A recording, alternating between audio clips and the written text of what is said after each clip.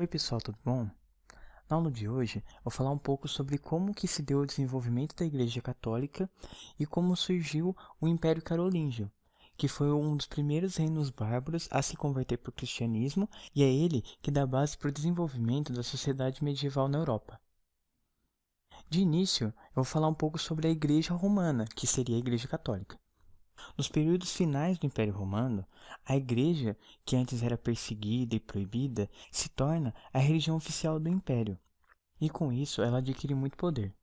Quando o Império Romano cai, em 476, devido às crises geradas pela Pax Romana e também pelas invasões bárbaras que acabaram por selar essa queda do Império Romano, a Igreja ela adquire um papel muito importante na sociedade europeia. Devido a esse momento de crise e instabilidade que o Império estava sofrendo, a Igreja Católica ela começa a angariar muitos fiéis. Por quê? Na filosofia da igreja, o que é pregado? Que a vida material ela é algo passageiro e que depois da morte das pessoas, elas iriam para um paraíso e nesse paraíso elas teriam felicidade e prosperidade eterna. Algo que não era pregado pela filosofia da religião romana.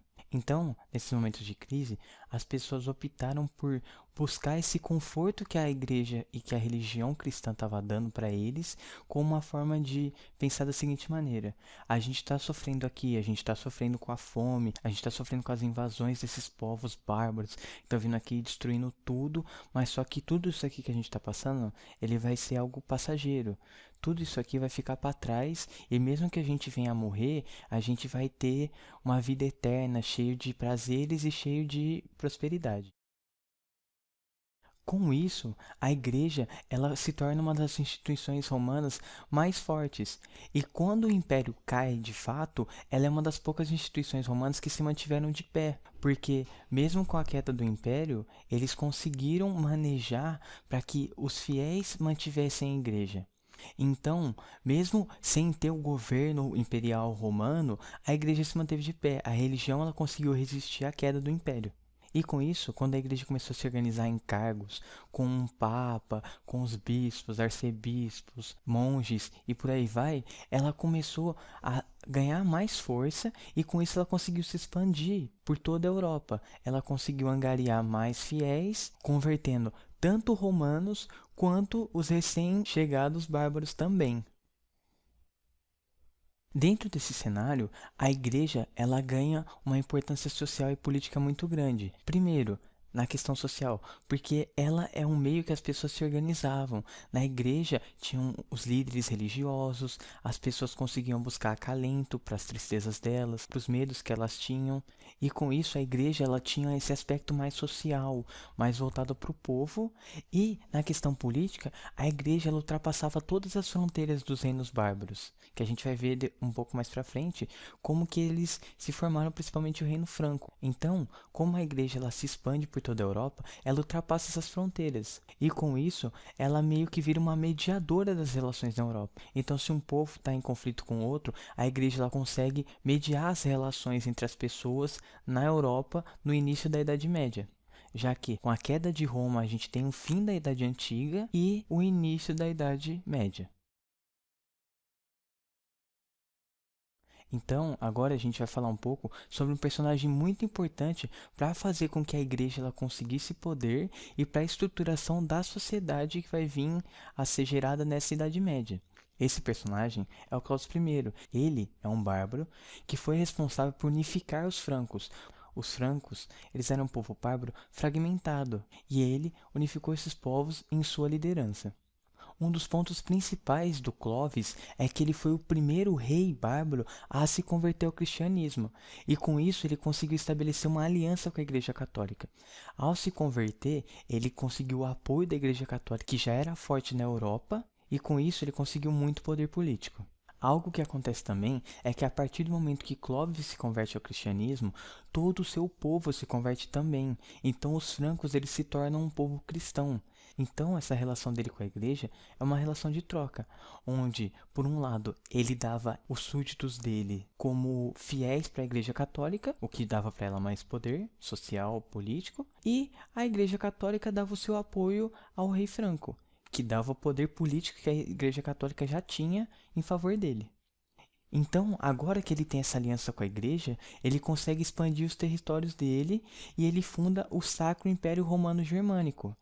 E o Sacro Império Romano Germânico, ele vai se estender por quase toda a Europa. Ele vai desde a região que hoje seria a fronteira da França com a Espanha, até a região onde que é a Alemanha. E ele tem algumas heranças do Império Romano. Por isso que no nome é Sacro Império Romano Germânico. Porque ao mesmo tempo ele é sacro porque ele é sagrado, porque ele tem essa relação com a igreja. Ele é um império, porque o império é quando um governador, um líder, ele domina vários povos diferentes. Então por isso que é um império. Romano, porque ele tem essa ascendência romana, e germânico, porque ele também tem essa ascendência bárbara.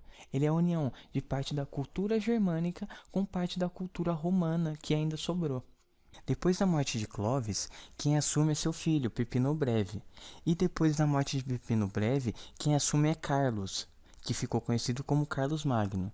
Por que eu estou dando um enfoque em Carlos Magno e não em Pipino Breve? Porque os impactos que Carlos Magno trouxe para essa relação entre os reinos bárbaros com a igreja é muito grande. O Carlos Magno, ele é coroado imperador do Sacro Império Romano Germânico em 25 de dezembro de 800. E com isso, ele ascende ao poder e começa a fazer algumas reformas e desenvolver algumas coisas no império. É através do reinado dele que o império chegou ao seu ápice, e é por isso que o Sacro Império Romano Germânico, ele também é conhecido como sendo o Império Carolíngio. Carolíngio vem de Carlos Magno.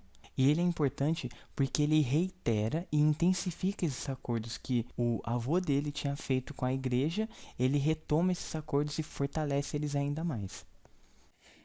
Aqui está o mapa do Império Carolíngio quando o Carlos Magno ele ascende ao poder.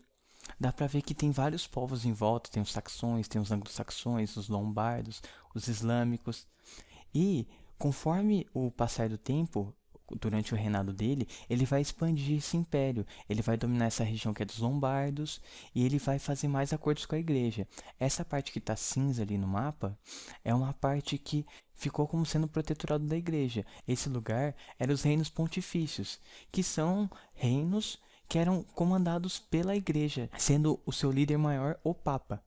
Então, foi durante o reinado do Carlos Magno que a gente tem várias reformas no Império e elas acarretam em mudanças importantes para a Europa como um todo. Algumas delas são a volta da cunhagem de moedas, algo que não acontecia desde a queda do Império, porque as moedas elas eram muito esparsas, elas eram caras de se fazer. Então, por exemplo, um senhor que ele tinha a colônia dele lá no sistema de colonato, ele tinha a colônia dele, ele cunhava as moedas dele. Só que as moedas dele não eram válidas em outras regiões, por exemplo, ou até na colônia vizinha. Então, o que acontece? Pelo Império ser grande, ele consegue cunhar essas moedas e estabelecer uma economia comum. Além disso, o Carlos Magno ele faz diversas reformas culturais.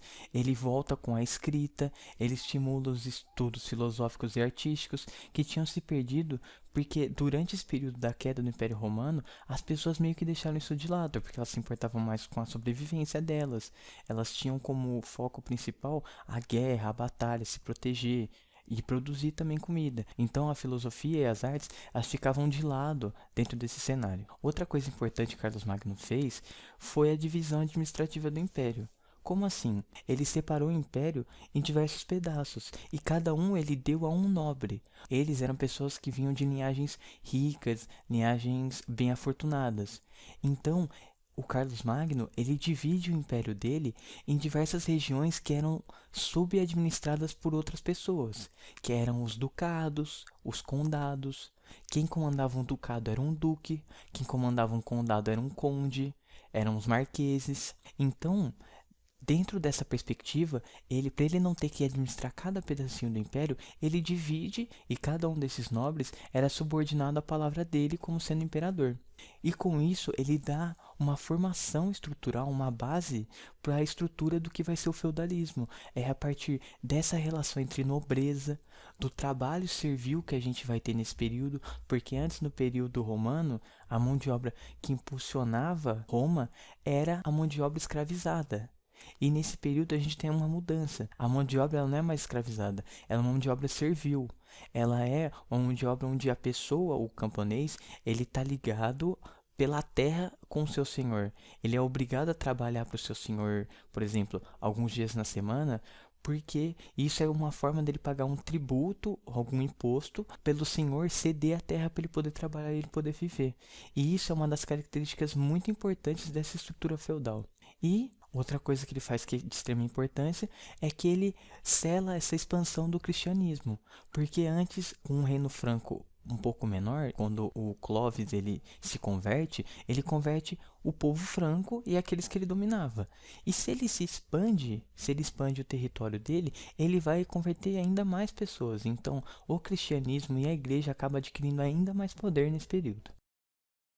E agora eu vou falar um pouco do declínio do império, porque nenhum império dura para sempre, como a gente viu já com o Império Romano. Então, após a morte do Carlos Magno, o Império Carolíngio ele entra em declínio. Por quê? Porque ele era o único líder que tinha força política para manter o império junto, unido. E essa divisão que ele fez acaba saindo um pouco pela culatra. Por quê? Esses senhores, e depois a gente vai ver principalmente com os filhos dele, que são os herdeiros do trono, a gente vai ver uma divisão do império. Antes o império ele era unificado e ele tinha uma figura principal como líder, que era o Carlos Magno. E isso muda quando ele morre e o império ele começa a se fragmentar. O poder começa a ficar dividido entre primeiro os filhos dele e depois os outros senhores após a morte dos filhos deles e a entrada dos seus herdeiros. Então, o que foi o grandioso Império Carolíngio, ele começa a se tornar um aglomerado de reinos, ducados e condados que depois vão dar base para o que são os atuais países da Europa. Muita estrutura cultural e tudo mais do que a Europa hoje, ela é descendente desse período, desses reinos, desses ducados, desses condados. Aqui está um mapa de como ficou o Império Carolíngio no final após a morte do Carlos Magno. Primeiro, a parte francesa, que é essa parte cinza, ela ficou para o filho dele, Carlos o Calvo. A parte do meio ficou para o Lotário. E a parte à direita, que é essa parte amarela, ela ficou para o Luís da Germânia. A gente dá para ver ali embaixo que ainda tem a questão dos estados pontifícios, que durante o Império do Carlos Magno eles foram fortificados. O Carlos Magno ele enviou tropas para ajudar esses estados a se manterem. Então, a igreja ela tinha um reino próprio dela. E esse reino ela tinha um exército para defender, tinha um líder que era o Papa, e além dela ter esse estado dela, ela exercia poder por sobre toda a Europa através da religião. Então, a gente estuda o Império Carolíngio, ou Sacro Império Romano Germânico, por quê?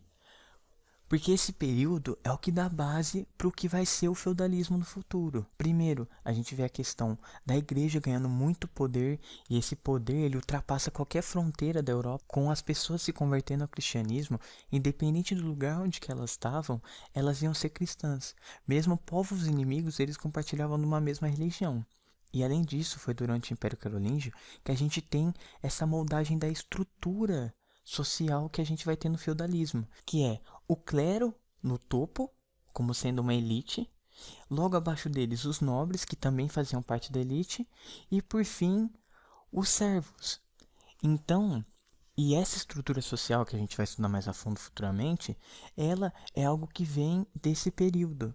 É a partir desse momento, com o estabelecimento desses reinos, os ducados e tudo mais, dessa nobreza estabelecendo como elite, que a gente vai ter a estruturação de uma sociedade estratificada que nem a gente tinha em Roma. Antes, a sociedade estratificada de Roma era entre patrícios e plebeus. Não tinha mobilidade social. Uma pessoa que nascia plebeu não podia se tornar patrício e vice-versa. Algo que se manteve durante o feudalismo e que se manteve durante o Império Carolíngio. Não tinha mobilidade social. Se você nascesse servo, você ia ser servo até a sua morte. Do mesmo jeito que se você nascesse nobre, você ia continuar se mantendo no status de nobre, independente do que acontecesse com você. A única mudança que acontece aí é que pessoas que fazem parte do clero, principalmente da elite do clero, como bispos, papas e tudo mais, eles vêm dessa nobreza. E muito dificilmente as partes mais baixas do clero, elas vinham do pessoal que era servo. Mas só que isso era algo raro também de se acontecer, não era algo muito comum. Pessoal, por enquanto é só. O intuito dessa aula era dar um panorama para vocês de como ficou a Europa depois da queda do Império Romano.